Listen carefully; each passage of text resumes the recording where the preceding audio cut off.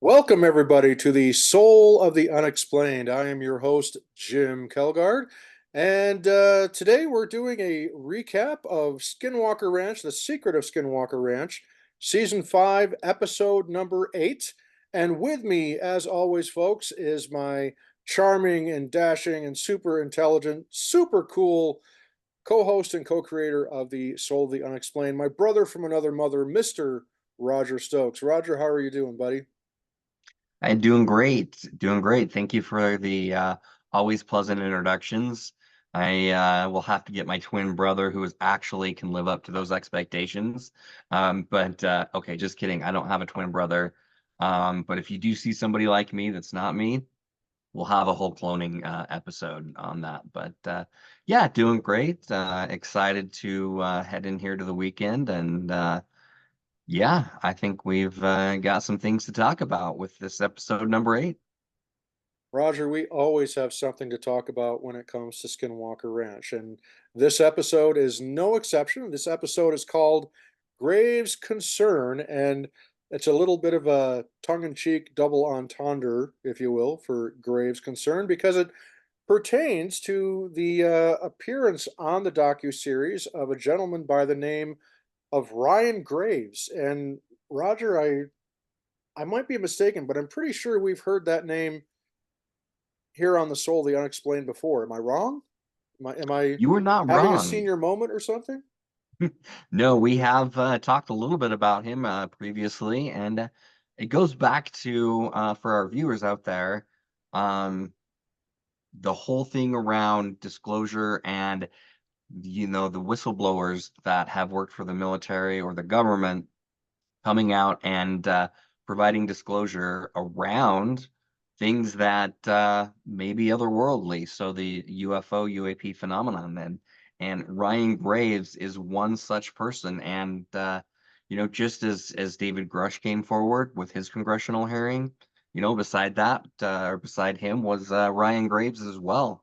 He's a central figure in testifying before Congress and letting not only all Americans know, but the world know that there might be things that our government is hiding. And, I think what's really cool, and we can talk about this as we get through the episode, but he's opened up a way for people, military pilots, commercial pilots that experience these things that defy physics, defy our understanding, that we know that's not something that we should be able to do, right? And it's created an organization that gets that out there and allows them to tell their story, right? And be amongst friends and people, like-minded people that are not going to retaliate against them and pass judgment. So he's very, very important.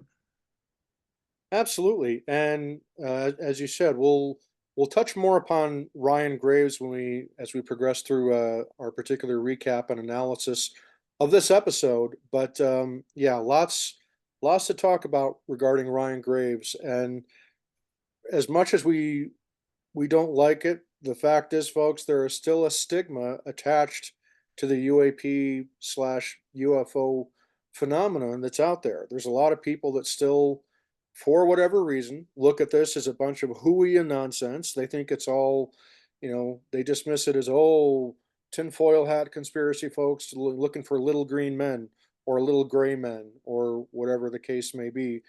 And the sad fact is that stigma is the very thing that is preventing us from getting deeper into sorting out what this mystery really is and what some of the Right. answers might be. And that's one of the reasons why Roger and I are are so passionate about the research and investigations being done at Skinwalker Ranch, because things happen there at a much more accelerated pace, uh, particularly in terms of finding things out.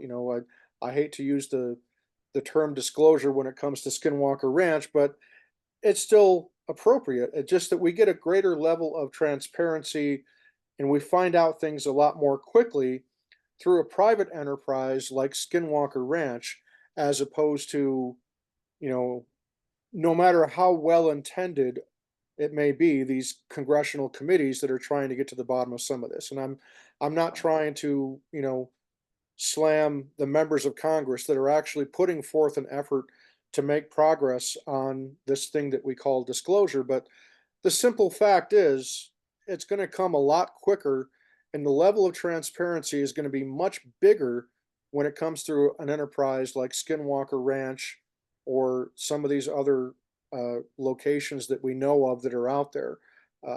And for me, that's just one of the many reasons why for me, Roger, I don't know if it's the same for you, but for me, it's one of the things that gives me hope about where this whole disclosure movement is headed. And bearing in mind that disclosure is not going to be a singular event. It's not going to be, you're not going to, in all likelihood, I should say, you're not going to get that, you know, that moment where the president's going to come on national TV and, spill the beans. I really don't think that's ever going to happen. Right. Um, but whatever some of those answers are, and I do believe we're going to get some of those answers, hopefully in, in my lifetime, however short or long that may be. But um, I think that it is things like Skinwalker Ranch that give me hope, that give me a feeling of positivity that we're going to be making progress. We are making progress and sorting some of these bizarre things out. And this episode, and here's another thing before we dive into this particular episode, Roger. There's still, I see a lot of people that say that things on Skinwalker Ranch are moving too slowly, and why do they keep firing rockets up in the air? Why do they keep they're just doing it to draw it out because it's a TV series. And Roger, you and I have the advantage of we we've met all the guys that work at Skinwalker Ranch on multiple occasions. And these are not the kind of guys that play that kind of a game, right? Um, to be fair, we've never met Brandon Fugel, and we haven't met Jim Royston or Sam DeRiso, the two newer members of the team. But we know that that's not the kind of guys that these guys are. What it comes down to, correct me if I'm wrong, Roger, is that this is a process. This is a scientific process. It's got to be the long game. You can't just have everything, quick snap of the fingers and resolve everything over the space of a 42 or 43-minute television episode. And even though to the casual observer, yeah, it may look like they're stringing things out in order to be able to sustain a television show, how many times have you and I, Roger, heard the guys that work at Skinwalker Ranch say, you know what, if the docuseries were to end tomorrow, the investigation and the research would not. So Right.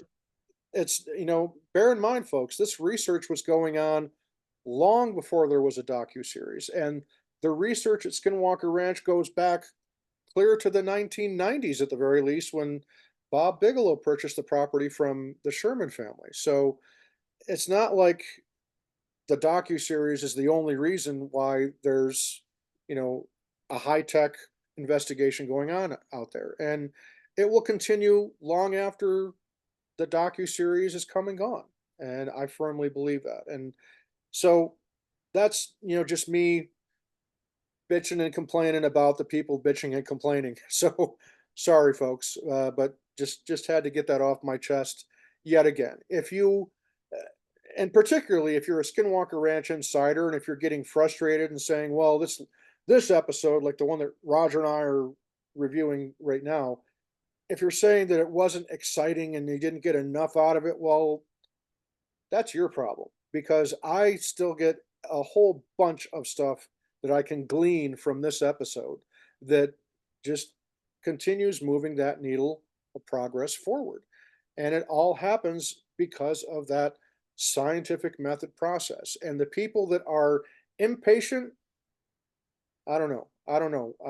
What do we tell these folks, Roger? What do you, I mean, I mean, you know, this is what I would say. If you're impatient and you don't like it, you think it's a con, they're just dragging it along, you don't have to watch it. don't have to be an insider. You don't have to do that. I just, you know, I talked about this before. Brandon Fugel did not have to create a docuseries. He was investigating it after Bob Bigelow sold him the ranch, right? And so, you know, he didn't have to do any of this. He could have just kept everything private, like Robert Bigelow, and we would not be talking about Skinwalker Ranch. We wouldn't be talking about time anomalies. We wouldn't be talking about UAPs, things disappearing, lasers doing things that shouldn't happen, Hot right? rocks. Hot rocks. Exactly. Yeah. And this is the thing that gets me, Jim, is I can't believe how many people just say, bulldoze the mesa, blow it up.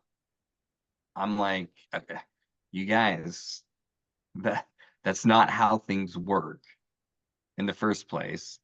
Uh, there are petroglyphs on that mesa. This is considered sacred Native American land, right? It's surrounded, this happens to be a private property, but it doesn't mean that it doesn't have a history, it doesn't have a past, that it means a lot to the indigenous people that live there and have lived there for thousands upon thousands of years. And you don't just go in there and do something and destroy all that. That's not, you know, if I found something that potentially could be life changing, I would take every caution, right, to do it the right way and not cause damage. You can't just, again, I guess I won't belabor the subject, but you guys, if you don't like it, don't watch it. If you have a theory, if you have something positive to contribute to it, saying, "Hey, I think this is right," that's open. That's great. Everyone should have their own opinion. But telling the actual scientists and the people there um, that they don't know what they're doing, or you're questioning their integrity or their credibility or their schooling or why they do stuff, that's what I take issue with. If you want to argue with Dr. Travis Taylor, once you have the same experience and degrees he has, go for it and have that discussion with him. But until then, I'm sorry. I get a lot of people are passionate about it, but let the guys that were hired to do that do their work. Everyone there has a specific job and a function, whether that's, Thomas, whether that's Caleb, whether that's Dragon, Eric, Dr. Taylor, right? They all have a purpose and they all work together really well. And it gives us a window into Skinwalker Ranch and all part of the UFO and the UAP phenomenology that's why we're here, right? That's what we're excited about. So are you going to get some earth-shattering announcement that's just going to happen on one of these episodes? Um, if you're if you're waiting for Dr. Taylor to come out and say, we've opened up a wormhole and we're going to show it on Skinwalker Ranch, probably not going to happen, right, Jim? But the things that they're finding and the data that they're getting, that's absolutely fascinating. That's exciting to see that. And, I will believe, and you correct me if I'm wrong, Jim, but Brandon did say that if they found something concrete, conclusive, if a portal opened and they witnessed that, they would not wait to put that on a docuseries or hide that. They would disclose that immediately. Yeah, I seem to recall Brandon Fugel mentioning something of the sort, that if there were truly some kind of major event, earth shattering, whether it be the proverbial UFO landing right there at the command center, and, you know, NHIs coming out and shaking their hand. I mean, something that obvious, something that big of a moment. Yeah, he said that there's no NDA that could keep them from, releasing stuff like that, or uh, At least I seem to remember the same thing that you are, Roger. And if we're both wrong, apologies in advance. But I'm pretty sure I remember hearing something along the same lines that Yeah. if some major event were to happen out there, um, they would announce it regardless Well, yeah, of what agreement they might have in place. So, yeah, but we know about it. So, that notwithstanding, everything you said, Roger, 100% on point, and I agree with completely. It's not that hard, folks. If you're frustrated with the pace of things, go watch something else. Honestly, it's not that hard. Go do it. You go know, watch Law and Order. Things get yeah. tied up nice and neat, and you'll have plenty of seasons to watch. Go watch Hannah Montana or whatever it is that you people like to watch that, you know, don't have patience. Hannah Montana. So anyhow, folks, with that, Raj, let's go ahead and dive into episode number 8 of season 5, which is called Graves Concern. And the way things began for this episode was kind of unique, Roger. It starts off with the team flying into the airport there in Roosevelt, which is just a little northwest of the ranch, and they're flying in on Cameron's helicopter. And what I thought was kind of unique, Roger, is that it was the entire team. It was Travis, Eric, Dragon, and Caleb, right? I mean, Yeah, it was all of them right there. We don't generally see all of them flying in the helicopter together. So that was kind of neat to see. And they're there to meet with a really cool pilot by the name of Kendra Hart. And if I'm not mistaken, she's the one that was in, I believe, last season or maybe the season before when they were conducting a flying experiment over the ranch. yeah, yep, And she is paired up with a gentleman by the name of Sam Davis. And so they start talking, Roger, about doing this experiment where the plane that they're in is kind of like, if you've ever been to one of these air shows, it's kind of like this biplane, not like an old World War I era biplane, but something more modern, but still it has the two levels of wings, mainly like a stunt plane kind of type thing, I guess is the best way I could yep, describe it. And so what the plan is to have Kendra and Sam fly on this plane over the ranch, specifically over the triangle. And if you've ever been again to these air shows, you'll see that these planes will often just leave a stream of smoke to kind of increase the contrail so it's more theatrical and you can see the things that it does and whatnot.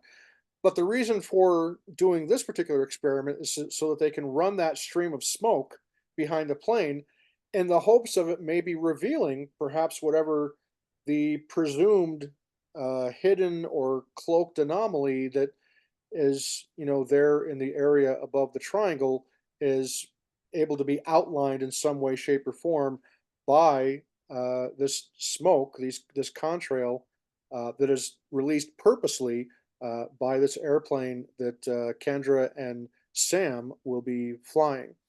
And while they're doing that, Cameron Fugel will be hovering in the helicopter nearby the triangle as kind of like a aerial monitoring station of sorts, where he'll just be, kind of keeping an eye on things. And in that helicopter with Cameron are Thomas and Dragon, I believe. And so, because it's Skinwalker Ranch, Roger, we know that everything went, flawlessly. There were no mechanical interruptions, and everything performed exactly as it was designed and intended to. Correct? correct. Yep. Wrong. So the first thing that they notice that seems out of the ordinary is when they're flying the plane over the property, and they begin releasing the stream of smoke. It Smoke comes out, but it doesn't come out in that like nice long continuous stream of smoke like we see at all these air shows. Instead, it seems to send out just these little intermittent puffs of smoke, like to the extent you can barely see any smoke at all. It's like, Right. In essence, it wasn't working.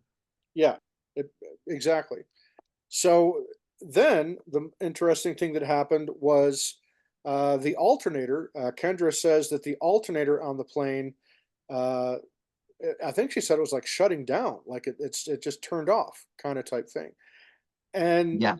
the problem with that, folks, if you're familiar with alternators at all, whether we're talking about in a car or in a plane, you're talking about one of the most important electrical components of either an automobile or uh, an airplane. And so, what the alternator does in the case of this airplane is that it makes sure that the batteries of the airplane are staying charged, and that an electrical flow actually going through the aircraft. So um, the fact that this alternator on the airplane is turning on and off is not a good sign. And the thing is that that's not the only thing that happens. As they're flying around, she's able to turn the alternator on, but then after she gets it going again, it kind of shuts down again. But then Sam, who's riding in the back behind the seat behind Kendra, he notices that there is all kinds of oil temperature fluctuations happening in the airplane. And that, of course, is another very serious concern. So at that point, they make the determination that it's not really safe for them to continue flying, and they return to the airport in Roosevelt. And so the plane lands at the airport in Roosevelt, and then the entire team flies back with Cameron in the helicopter, and they meet up there on the tarmac of the Roosevelt Airport. And Sam proceeds to tell them that the oil temperature gauge, the temperature of the oil, according to the gauge, was fluctuating by like 25 to 30 degrees, which is absolutely not normal. Now, here's the interesting thing, Roger, is that Sam says that as soon as the plane left Skinwalker Ranch airspace, everything stabilized and the aircraft experienced no further issues. So, Yep. how many times have we seen stuff like this happen before? I mean, it's almost like clockwork, right? Yeah, it goes back to the as we talk about the sentience that's there, the precognition, it's almost as if, and again, this is just a theory. I don't know how many things are going on there because there's a ton going on out there. And is it the same entity? Is it different entities? Yeah, I don't even know. But anytime they try to do an experiment like this where they get the ideas, you know, where because in the past when they shot up that rocket and the smoke from it after the blob basically zapped it, right? And they got the whole picture of the blob and everything. It's like, okay, how do we get more like okay, so smoke kind of does that, it'll show up, right? And so as they think through these things, it never fails. You got somebody coming in here that again, they've never had any issues like this. As soon as they hit Skinwalker Ranch, right? It stops working. And then, same in, years previous when Cameron, like it was showing that something's right below them, the altimeter, right? Like things happen that make the aircraft unsafe, which means that, which I'm very grateful that the team puts safety first. They don't just stay in there because something tragic could happen, but it's always something that could catastrophically kill people or damage the aircraft to an extent where people could get hurt. And it is crazy because there's so many things that happen where you're in the vicinity of the ranch, over the ranch, on the ranch, electronics just don't work correctly, right? And then you leave and it works just fine. And it's funny to go back and think about all the episodes where people, like the astronomers or companies they bring out, and they'll ask them like, have you ever had this problem before? No, we've ran this thousands of times and we've never experienced this before until here, right? And then when they bring people back, it's like, yeah, no, we've never had a problem. And then the same thing happens again. So it's Well, strange. like Pete Kelsey says, they get skinwalkered, They do get skinwalkered. and that's And clearly what happened with Kendra and Sam and their plane for this particular experiment. So where things go from here is that Eric then meets up with the team at the command center to review the high-speed camera footage that was being filmed while the experiment was going on with Kendra and Sam. And specifically, Eric then shows uh, a video clip of Cameron's helicopter hovering uh, above their in the area where they were located, and a UAP is caught on the camera. And what they can tell about this UAP is that it's dark in color, it moves really fast, and it exhibits some pretty not only astonishing speed but pretty astonishing maneuverability as well.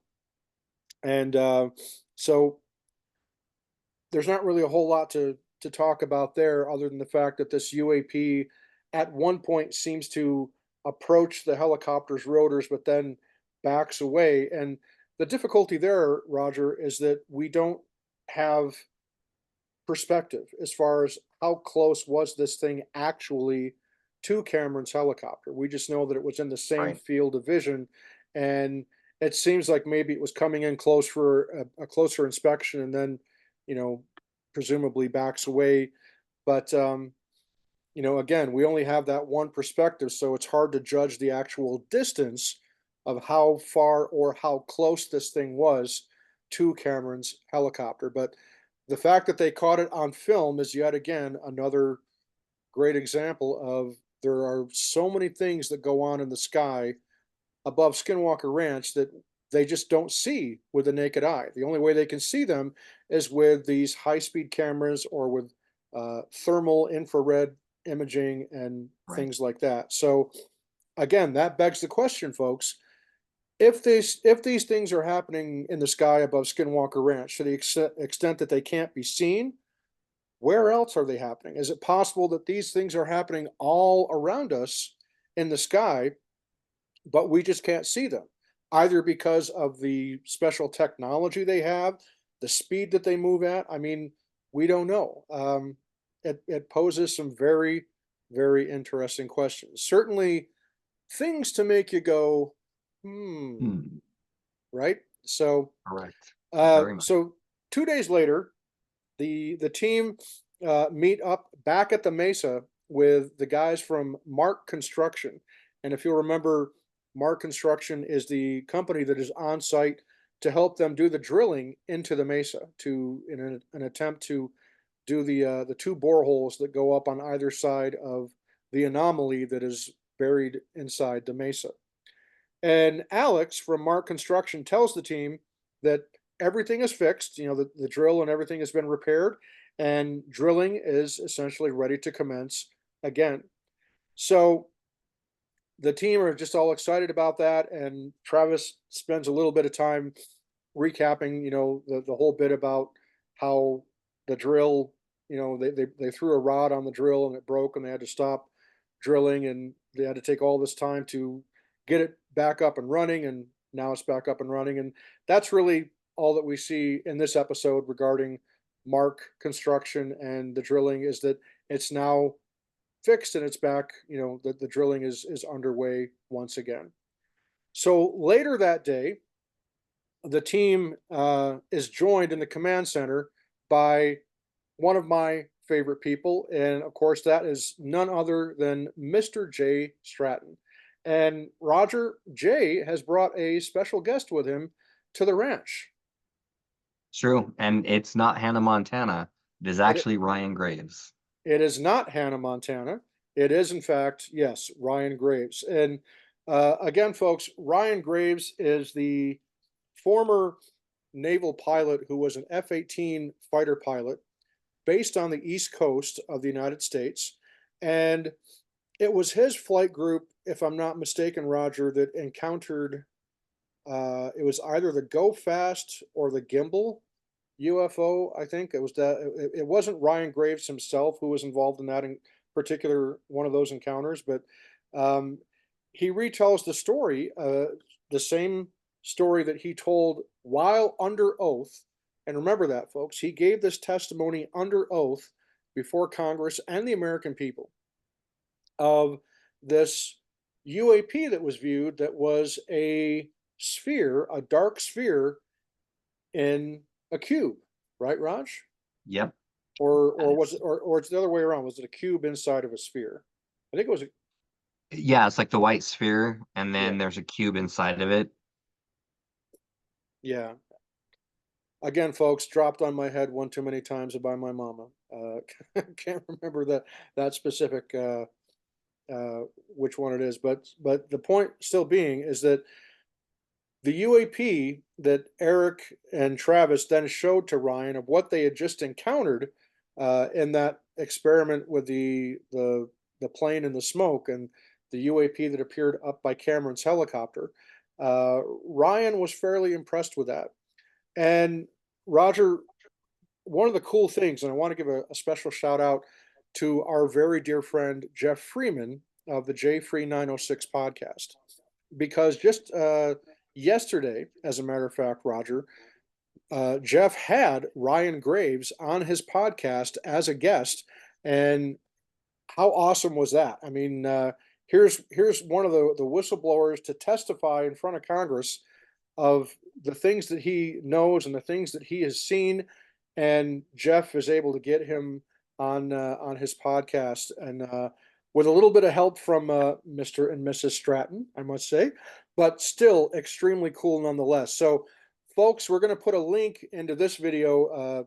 Look for the link. We're going to put up the link there for you where you can go see Jeff's podcast where he's got Ryan Graves on, because Ryan talks about one particular instance, Roger, and I don't know if you were able to watch Jeff's podcast with this yet, but Ryan tells this great story of how they sent this one guy was sent up in a fighter 8 different times to see if he could encounter one of these, UAPs that we've been talking about. And Ryan then tells us that on 7 of those 8 flights that he went up on, he saw or had an encounter with these UAPs. So Ryan tells the story of how these UAPs were showing up on a regular basis, both on radar and also visually. In other words, the pilots that were being sent up were engaging with these things visually as well as with their flight radar and their targeting radar and whatever, presumably whatever, longer reach radar that the ship, the carrier groups or whatever that they were out in the ocean with were able to pick up as well. So again, folks, you have multiple uh, sensor platforms that are detecting these anomalies, these UAPs. And then when you have seasoned fighter pilots, the men and women that are trained to defend our country, the men and women who help maintain air superiority for the United States of America. Okay, think about that. The United States has air superiority over every nation on this earth. So these men and women that are flying in these fighters and in these airplanes, when they are visually seeing these things, in addition to having them appear on their radars and other sensor platforms, who are we to play the armchair quarterback and second guess them and say, well, no, that's not really what you saw. You saw a group of seagulls, or you saw, whatever the hell it is that Mick West is trying to make people believe that, it's, a perfectly mundane and prosaic explanation. And Ryan Graves has said, look, we're trained to be able to figure out whether something is space junk or whether something is a satellite or whether, there's some other, normal, quote unquote, normal, regular explanation for what they're seeing. And when these folks are saying these things that we're seeing don't fit into any of those classifications, these are, in fact, unidentified aerial phenomena, or they are UFOs, unidentified flying objects. So to have Ryan Graves be one of the people that was providing testimony in Congress last year was huge. And he wasn't the only one, folks. Remember, there was also Commander David Fravor, who was one of the fighter pilots that was involved in the famous Tic Tac incident back in 2004 off the coast of California. So completely opposite sides of the country. Commander Fravor had his experience off the coast of California, and Ryan Graves, his experience and his flight group were based on the East Coast of the United States. So again, these things are happening all over our airspace, and they're able to fly into our airspace with relative impunity. And, when you're an organization like the military, who one of their key purpose is to protect and defend the United States from all enemies, foreign or domestic. And when they're not able to get on top of this, as it were, then of course these things are a threat. And they're not just a threat to military aircraft, they're also pose a threat to civilian aircraft. Which brings me to my next thing, because there's a great organization, and this is one of the many reasons why my respect for Ryan Graves is so high, Roger, is that Ryan is the organizers of this great outfit known as Americans for Safe Aerospace, or ASA. And their mission is to make a clear pathway for pilots, whether they be commercial pilots or military pilots, to create a mechanism and build a database where these pilots can come and report their encounters with these anomalous objects, right? Without any fear of reprisal, without any fear of anything happen to them. And folks, the reason why that's significant. Now, Roger, I've never served in the military, nor have you. But you and I both know, from having read the accounts of so many people who have served in the military, is that it, at one time, in fact, for a long time, and it may even be still be the case somewhat today, but in the past, if a pilot were to report an encounter with a UFO or UAP, they were sent for a medical evaluation, a psych evaluation, and they were in Yeah. very real jeopardy of losing their flight status. Now think about that, folks. You fly for a living. That is your job. That's how you put money on the table. And to have that taken away simply because you're telling the truth about having seen something that you can't explain, that you can't readily identify, that doesn't fall into any of the categories that you've been taught and trained to observe, and because you call it an unidentified aerial phenomena, or an unidentified anomalous, or a UFO, unidentified flying object, the stigma that is attached to that has caused how many people, Roger, to lose their flight status or to lose their job entirely, all because of the stigma that has been attached to reporting sightings or encounters with these things. And Yep. so Ryan Graves, being the patriot that he is and the honorable man that he is, decided to get together with some other people, like-minded people that are seasoned veterans, pilots like himself, to put together this organization called the Americans for Safe Aerospace. And it is designed specifically to create a process where people cannot be, held at bay because of fear of retaliation for what might happen, simply by telling the truth. And think about that. Think about that for just one moment, Roger. And I'm going to pose this question to all of our viewers and subscribers as well. Let's say you're the FAA, all right, the Federal Aviation Administration, the organization that is responsible for the safety and of all air travel in the United States, the FAA. How are you creating a safer environment, not just for the pilots and or your employees, the people that are actually flying these planes, but what about the thousands, the tens upon thousands, if not more, of private citizens that fly every single day in those aircraft, regardless of where they're going?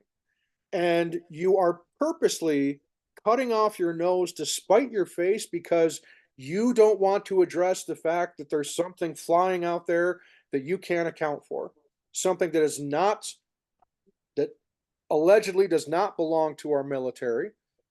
And you don't want to consider the fact that, okay, there may be something from somewhere else. Oh no, the little green men or the little gray men.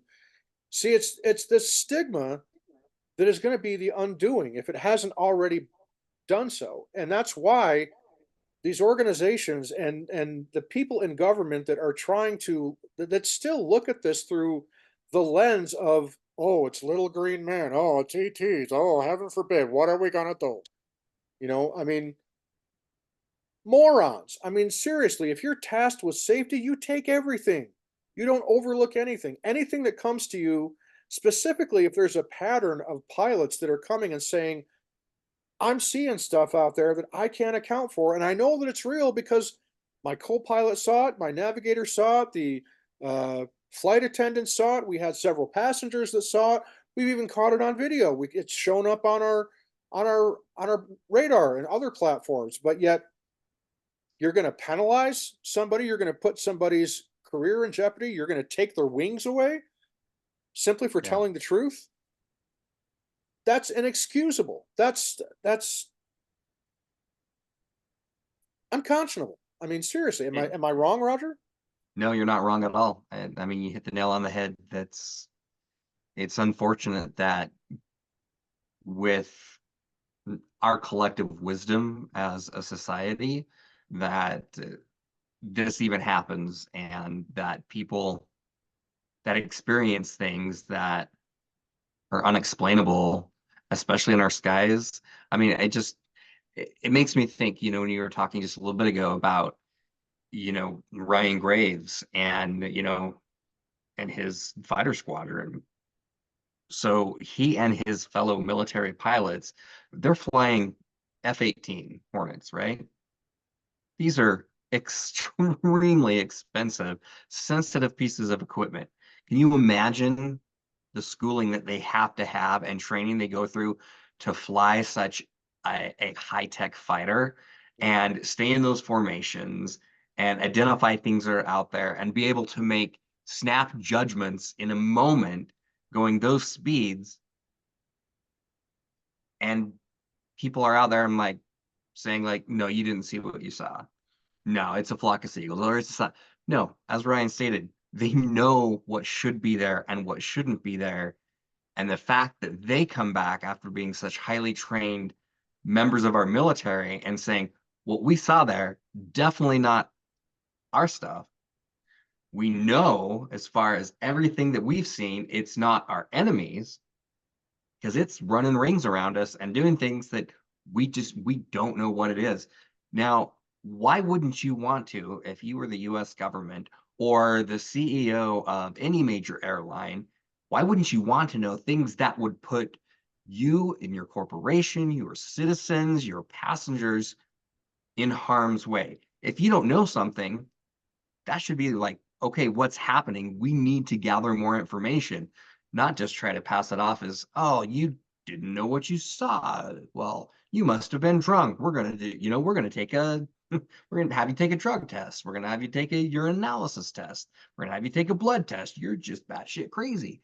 No, that's not as, they're being treated like that. And that's not okay, right? If something weird happens to you, right? Don't you go to doctors and things, right? So you find a specialist, you get to it. Now, they may not be able to uncover an answer, or it may be able to, they might find an answer. It may take several years or even longer to get to an actual conclusion where they can help people. But that's the minimum we should do. Like, do our due diligence, right? Take these things serious. And if it turns out to be like, oh, well, this was just some piece of junk falling from the sky, some satellite. Okay, great. Go in, put that slide deck together, put that presentation together, and say, this is how we determined it. This is what the picture is. This is how we, right? Hmm. Like, put it in layman's terms. But that's the thing, is there's just I don't know, the bureaucracy really drives me crazy. Yeah, it's counterproductive. It does nothing to fix the situation, especially when you have men and women who, in some cases, have thousands, if not tens of thousands, of flight hours that they've logged. Oh And yeah. if somebody like that, particularly military pilots, fighter pilots in particular, when they tell me that they've seen something that does not fit into any of the boxes that they should check off, I'm going to pay attention to what they're saying, because you don't get any better subject matter expert. And it's more than them just simply being an eyewitness. They know, they have that training. And so who am I going to take more seriously? Somebody like David Fravor, Ryan Graves, or a Kevin Day, or a Gary Voorhees, or somebody like a Mick West or a Stephen Greenstreet? I mean, Yeah, yeah. Those, Stephen I mean, Greenstreet couldn't find a flock of seagulls if he went to a new wave music festival. Okay, and it's true. He probably, Mick yeah, West, Mick West wouldn't know a flock of seagulls if he saw them. exactly. And Well, no no, offense to it Flock of just Seagulls fans, because I happen to like a Flock of Seagulls, and I've seen them, the original Flock of Seagulls perform, might I add. So yes, I'm a dork, and I know it, proud of it. Roger, you were saying. oh no, you just I mean, all you have to do is if you want to judge a character of a person and their merits, just look at their actions and the things that they do, right? Mhm. So these people in the military, right? Ryan Graves, David Fravor, compare that to the actions of, like you said, Mick West, Green Street. I mean, there's a night and day difference. You can tell who's legit and who really wants to get to the bottom of things and who's just throwing crap out there to see what sticks on the wall, and they want their 15 minutes of fame. Absolutely. So getting back to where we're at, just had to We're had to we're take we're that we're, we're on a we had we're to on a take that rampage tonight, Jim. we had to take that Flock of Seagulls detour, because you guys know how big of a music fan I am, and not ashamed to say it. But no, we had to go into a little more detail about Ryan Graves, and really kind of uh, offer our support for what he is doing with the Americans for Safe Aerospace organization that he has set up. And we're going to see if we can come up with a link and put that in the description for our video as well. Uh, so yeah, Jay Stratton comes on the ranch, and of course Jay, you know, we already know Jay's resume and how impressive it is. And so to see Jay back on the ranch and to bring Ryan Graves, was really just kind of a really cool moment to see Jay back doing his thing there on the ranch. But it gets even cooler, Roger, because they then asked Ryan if he'd like to participate in an experiment later that evening. And so during this experiment, they kind of get the whole band back together, as it were, because you have Jay Stratton, Ryan Graves, Pete Kelsey comes back, right? And Yeah, is going to be flying a thermal drone for him at nighttime. And another vendor that we haven't seen on the show in a while, the guys from Lock Precision, the expert rocket builders, right? So we've got Lock Precision, Jay Stratton, Ryan Graves, Pete Kelsey, all joining the folks there at Skinwalker Ranch to conduct this experiment, where they decide to take two separate rocket launchers, where each rocket platform launches four rockets simultaneously. Am I right on that? yeah, And I think so. so they're sending up these rockets just to kind of, poke that hornet's nest a little more, as Travis likes to say. And lo and behold, they get results, don't they, Roger? Yes, they do. They most certainly do. And one of the results that they get is a UAP that appears, and it's clearly not a satellite. And why do I say that? Because satellites do not come down to where there's cloud cover, right? So it's not a satellite. It's not Starlink. It's not the International Space Station. It's not, you know, anything that can be, easily categorized. And it doesn't move like a plane, because it's moving really fast, faster than you would think a plane would move. And it's got these, flight characteristics. And lo and behold, who's the one that notices it first? Ryan Ryan. Graves. Yeah, So all in all, and that's kind of really where the episode ties up, is with this experiment, Roger, and the fact that they've got Ryan and Jay out there conducting this experiment at nighttime, and they come across this UAP among the rockets that they're firing off. So again, for the people that like to complain, oh, look, they're shooting off another rocket. Of course they're going to continue setting off rockets because, again, rockets yield results, right, Roger? So, Yes, repeatable results, right? And that's what you need in science to prove a theory or a hypothesis. exactly. So the 1.6 gigahertz signal shows up like it always does, or as it always seems to show up in instances like this. And sure enough, once that 1.6 gigahertz signal is detected, shortly thereafter is when Ryan spots the UAP. And I remember the look on Pete's face when Pete's like, well, and there it is. And where is it at again? The Northeast. I mean, boom, there you go. So we're starting to see repeatable results, repeatable patterns. And to me, Roger, this is one of the things that excites me so much about Skinwalker Ranch because it seems that every time one of the debunkers comes out and they're making a case against how everybody at Skinwalker Ranch is just simply pulling the wool over our eyes and it's just, a typical, you know, dog and pony show that you get with a lot of these reality programs. Uh, Quite obviously, that is not the case. And all you got to do is just watch the episodes. I mean, seriously, for somebody that watches all these episodes and pays attention to them, it's obvious that there's some really truly extraordinary things going on out there that are caught on camera.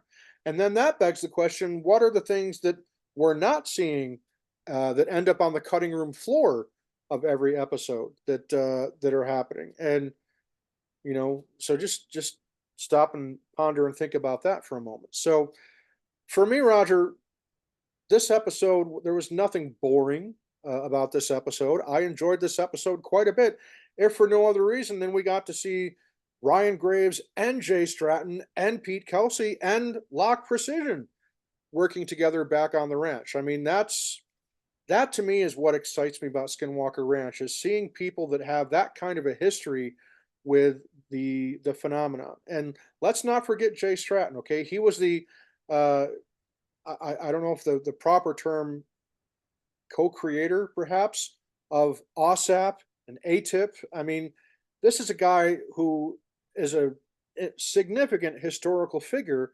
in this UAP field, particularly in the modern day, right? So having Right. Jay there on the ranch is always a big deal. And his, again, he's somebody else whose resume speaks volumes. And the things that this guy, I'm sure, has seen in his life could again fill volumes upon volumes of information that hopefully someday we'll get a glimpse of. But um, just seeing them bring people like Ryan Graves, who have had their own significant encounters and who are now part of you know the modern the modern story of this crazy field of UAPs, uh, to see the magnitude of experiencers, I guess is the way that I would phrase it.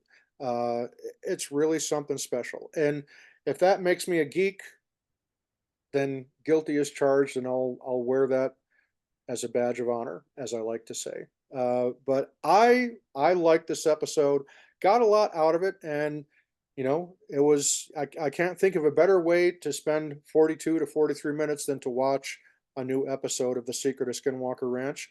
And to that end, this episode did not disappoint me in the slightest. How about you, Roger? Yeah, no, I think it was an overall, it was a really, really good episode.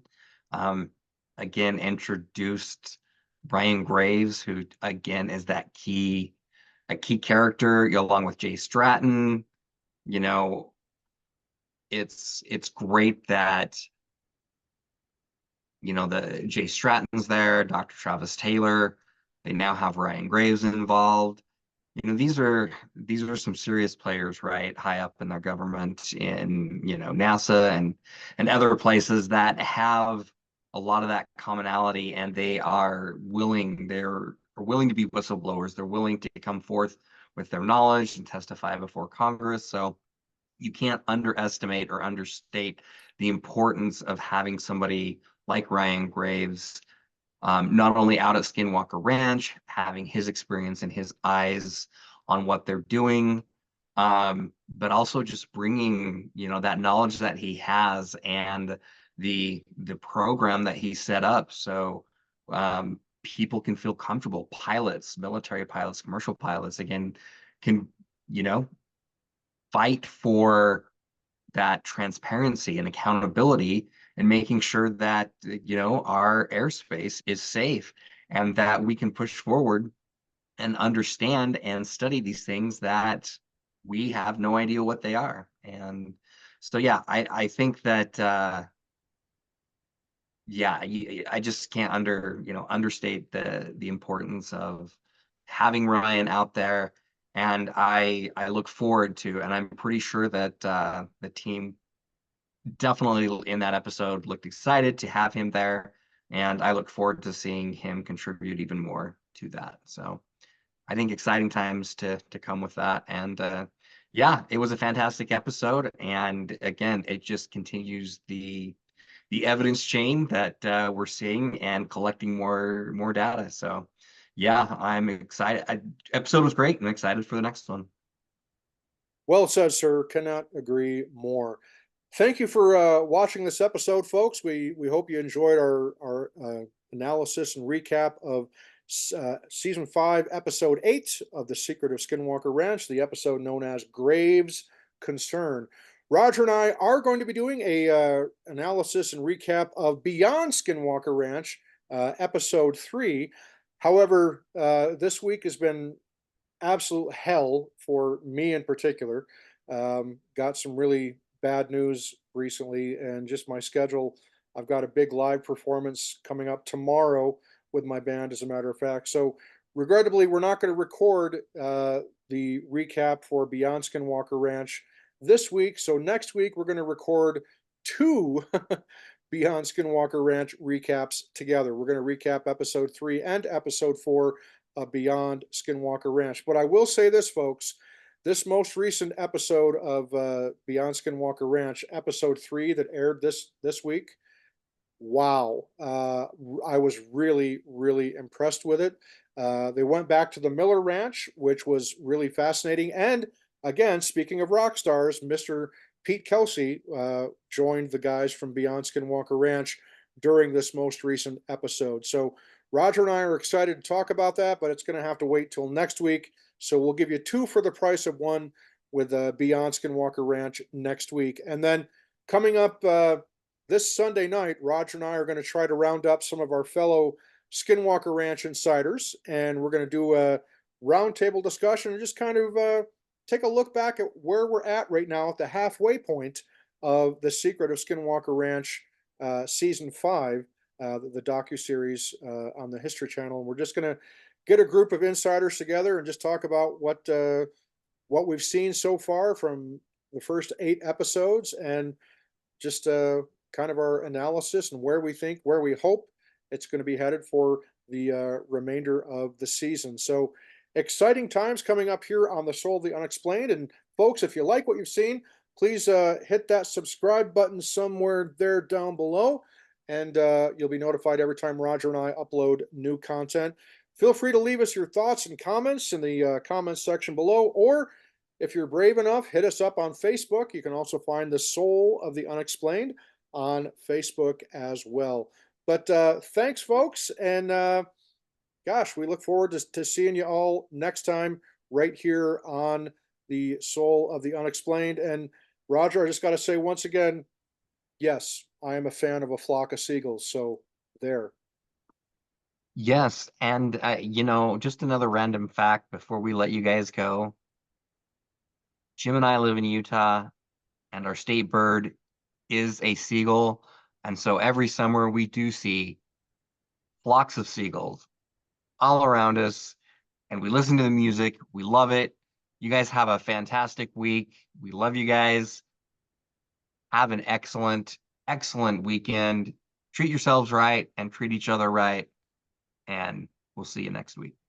Enjoy the longest day of the year tomorrow, folks, June 21st, summer solstice for all you folks that are into that kind of thing. But Roger, I got to say, the last time I saw a flock of seagulls, I ran. I ran so far away. Thank you, folks. I'll be here all week. Try the veal, tip your waitress. That's it. We're done. We'll see you, folks. See ya.